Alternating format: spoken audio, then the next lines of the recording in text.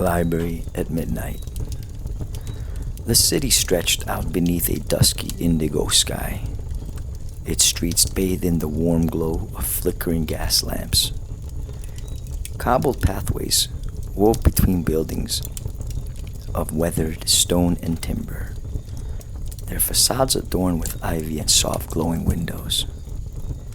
A light mist hung low over the rooftops, curling like ghostly tendrils through narrow alleyways, carrying with it the mingling sense of rain-kissed earth, fresh-baked bread, and the faint, smoky trace of extinguished hearth fires.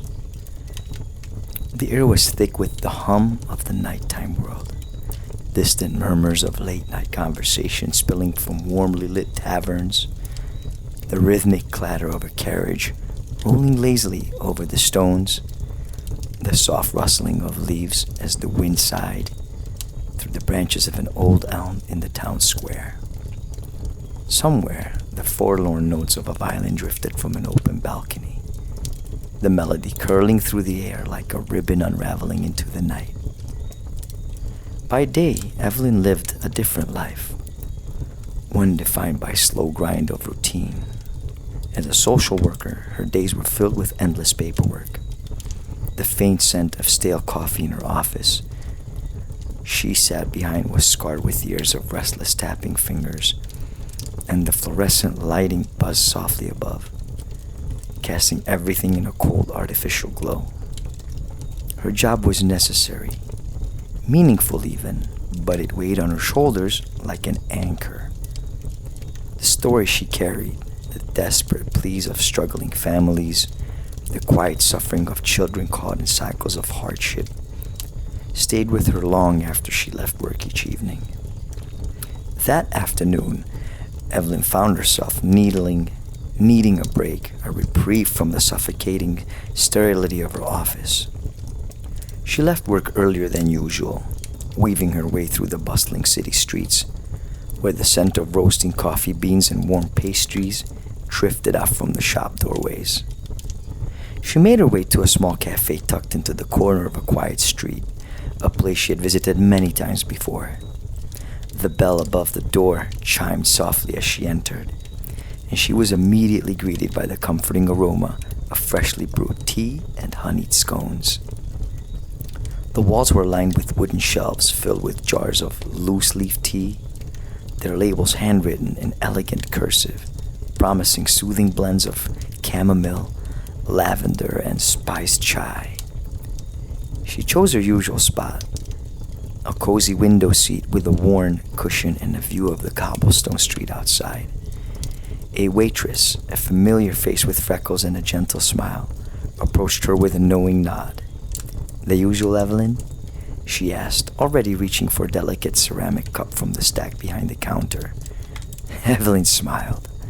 "Yes, please, and maybe one of those butter scones too." As she waited, she let herself relax into the warmth of the cafe, the quiet hum of conversation blending with the soft clinking of porcelain cups. She ran her fingers absent-mindedly along the worn wooden tabletop, feeling the faint grooves where time had left its mark. A couple sat a few tables away, sharing quiet laughter over a shared pot of tea, their voices a low murmur that added to the tranquil atmosphere. When her tea arrived, steam curled upward in delicate tendrils, carrying the faint floral scent of chamomile. She took a slow sip, the warmth spreading through her like a soft embrace, grounding her in the present moment. For the first time that day, she let go of the tension that had been coiled in her shoulders, allowing herself to simply exist in the space without expectation or responsibility. After lingering for a while, savoring every sip, she eventually stepped back into the cool evening air. The sun was beginning its slow descent, casting long shadows across the cobblestones, the golden light softening the edges of the world. She walked without hurry, letting her thoughts wander as she followed familiar streets, past bookshops with dusty displays, past florists closing up for the night, the scent of lavender and roses still lingering in the air. She longed for something slower, something softer, a world that existed beyond the confines of case files and overburdened schedules. That was why she came to the library at night. It was her escape, her refuge from the relentless demands of reality. The scent of lavender and aged parchment clung to the library's heavy oak doors as Evelyn approached, the warm glow of its interior spilling onto the steps like a beacon. The soft hum of a distant street lamp filled the quiet night air as she pushed open the grand wooden doors of the Old Town Library. The scent of aged paper and polished mahogany greeted her, wrapping around her senses like a familiar embrace. The librarian, an elderly woman with kind eyes and silver hair, coiled neatly at the nape of her neck, looked up from her reading and offered a worn smile. "You are here late, dear," she murmured in a voice as gentle as the rustling pages. Evelyn nodded, returning the smile. "Couldn't sleep. Thought I'd find something to read until morning." The librarian gave a knowing nod and returned to her book, the soft flick of a page the only sound in the vast, book-filled hall. Evelyn stepped lightly, her shoes barely whispering against the polished wooden floors as she wandered through the maze of shelves. There was something magical about a library at night. Without the usual bustle of visitors, the silence took on a presence of its own, as if the books themselves were breathing in the stillness. She traced her fingers along the spines, feeling the slight indentations of embossed titles, each one a gateway into another world. Finding a quiet nook, she settled into a plush armchair, its fabric slightly worn from years of quiet readers who had come before her. A small lamp cast a pool of golden light onto the pages of her chosen book. She sighed contentedly, allowing herself to sink into the soft cushions, the gentle tick of the grandfather clock in the corner marking the passing minutes. The book was an old favorite, a collection of gentle stories about countryside life, rambling hills, slow-moving rivers, the rhythmic cycle of the seasons. She read leisurely, savoring each word like a slowly melting piece of chocolate. Her fingers idly traced the delicate illustrations of ivy-covered cottages and misty morning fields, and she imagined herself there, breathing in the crisp morning air, the scent of damp earth and fresh-baked bread drifting from the pages. The library seemed to respond to her quiet presence, the wood beams creaking softly as if settling into a pleasant dream. A small draft of cool night air whispered through the slightly opened window, rustling the edges of the pages. Evelyn let her eyes close for a moment, listening to the soft murmur of the night, the world beyond the library moving at its unhurried pace. She imagined the town outside, street lights casting their warm glow onto cobblestone streets, the occasional rustling of leaves as a gentle wind passed through. Somewhere a cat might be curling up on a doorstep, its fur warmed by the lingering heat of the day. Somewhere a baker might be preparing for the morning, the scent of flour and yeast beginning to fill a quiet kitchen. As she sat there, enveloped in warmth and stillness, the faint chime of the grandfather clock marked another passing hour. The sound was a gentle reminder that time continued its slow march forward, even in a place as timeless as this. Evelyn sighed, letting the weight of the evening settle over her shoulders like a soft blanket. With a quiet sigh, she closed her book, running her fingers over its worn cover before rising from her chair. She left the library as quietly as she had entered, stepping into the cool night air. The streets were hushed, the city caught between sleep and wakefulness, and as she walked home, she felt a sense of peace settle over her, a quiet contentment, like the final pages of a well-loved book closing gently in her hands. Evelyn sat in the quiet of her apartment in Charleston, the cool winter air brushing against her window panes. The soft murmur of the city outside was a constant reminder of the life she had built away from her childhood home.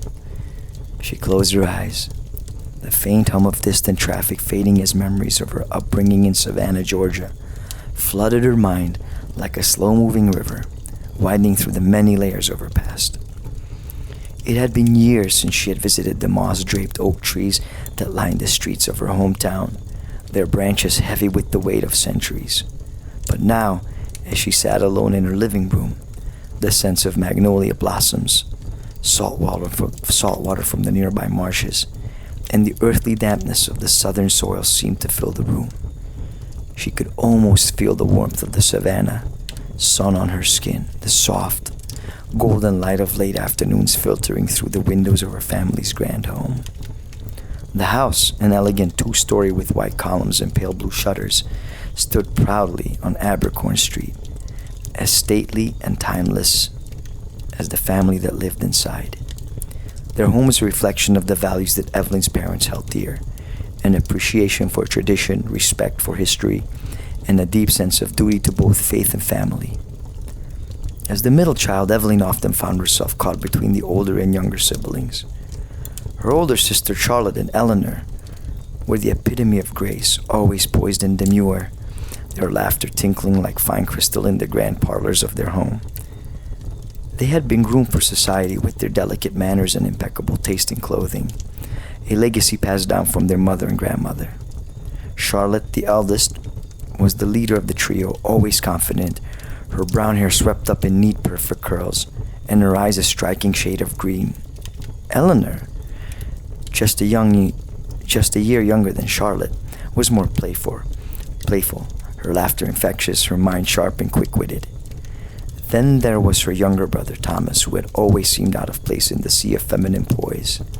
He was wild at heart, a boy who preferred the outdoors to the drawing rooms, his dark hair perpetually tousled, and his hands always marked with dirt from exploring the sprawling grounds of the family estate. He was adventurous, often dragging Evelyn along on his impromptu escapades, climbing the ancient oak trees or catching frogs in the brackish waters of the nearby creek. Finally, there was her youngest sister Margaret, who was just a few years younger than Evelyn. Margaret was quiet, more reserved than the others, with a sweet, contemplative nature that contrasted with the lively energy of their family. Evelyn could remember how Margaret would often sit by the window in their sitting room, her small hands folded neatly in her lap as she watched the world outside, a look of quiet curiosity in her eyes. Their home was a place of strict order with everything in its place, just as their lives were governed by an unspoken code of conduct. The family adhered to a set of moral values passed down through generations, upholding an aristocratic lifestyle that balanced the delicate threads of duty, family, and religion. Sunday mornings were sacred, with the entire family donning their finest clothes for church. Evelyn could still picture the deep crimson of her mother's velvet dress, the faint scent of lavender and roses from her mother's perfume, and the soft, respectful murmur of voices as they knelt in prayer. The pews of the church, polished and creaking underfoot, always seemed to echo with the reverence of the community, a community steeped in tradition and a shared understanding of their place in the world. Dinner time was equally formal, a gathering of minds as much as of appetites. Evelyn could still hear the sound of clinking silverware, the soft rustling of napkins as they settled into their places around the long mahogany table. The air would be thick with aromas of roast meats, freshly baked bread, and simmering vegetables from the family's garden, filling the room with warmth and comfort. Her father, a tall man with deep-set eyes and a gentle, commanding presence, would lead the family in grace before the meal. His voice, low and measured, would speak of gratitude for their many blessings, of the importance of integrity, kindness, and humility. But it was the family's sense of faith that bound them most tightly together. Evelyn's mother, with her soft, kind eyes and unwavering devotion, had always instilled in her children the belief that family and God were the cornerstones of life. Their days were often punctuated by prayers, with their mother leading the family in devotions at the start of each day. The mornings were always quiet, with soft candlelight flickering in the parlor, the scent of freshly brewed coffee mixing with the incense that rose from the altar during the evening prayers. Evelyn's memories of Savannah were wrapped in the sounds and smells of a life steeped in the quiet elegance of the past. The faint sound of church bells ringing in the distance, the delicate tick-tock of grandfather clock in the hallway, the rustle of silk dresses as the women in the family gathered in the sitting room for afternoon tea, the clink of china cups, the rich, bitter taste of tea infused with jasmine, and the gentle, soothing cadence of her mother's voice as she read aloud from the Bible or a favorite novel. But despite the outward elegance and the carefully constructed facade of their perfect life, there were moments when Evelyn saw cracks in the veneer, moments when the weight of the past seemed to press too heavily on her parents. There were times when Evelyn would watch her mother's weary sigh as she gazed out of the window, her face a mask of serene composure, but her eyes betraying a quiet sadness that Evelyn could never quite place. As Evelyn's thoughts drifted back to the present, she opened her eyes, her fingers running over the soft fabric of the throw blanket draped across her lap. The years had passed, and though she had moved far from the grand house on Abercorn Street, the memories of her childhood in Savannah, filled with family faith and the unmistakable scent of magnolias, remained firmly etched in her heart. Her upbringing had been of privilege, yes, but it had also been one of responsibility. Responsibility to uphold the values that had shaped her, to honor the traditions that had defined her family, and to carry forward the legacy of love and faith that had been passed down through generations. Now, as Evelyn looked back on those years, she understood the weight of those lessons. The aristocratic lifestyle she had known was not just about the grand house, the delicate china, or the perfectly manicured gardens.